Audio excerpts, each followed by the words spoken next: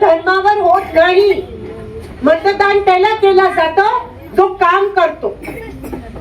जात पात धर्म हे आपापल्या घरी वापरले जातात. जेव्हा इलेक्शन मध्ये जे कोण जात पात धर्म कोण आणतो, जो काम करत नाही तो आणतो.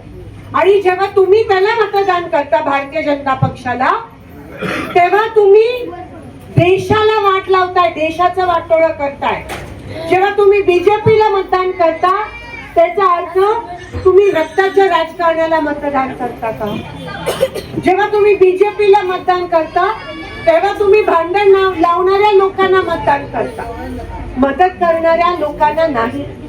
मग आता हे सगळं तुमच्या समोर दिसतंय. महागाई वाढतीये, पाणी नाहीये, खाणीचं साम्राज्य, खून होत आहे, तरी तुम्ही भाजपला मतदान करणार आहात का ह्या वेळेस? सांगा मला.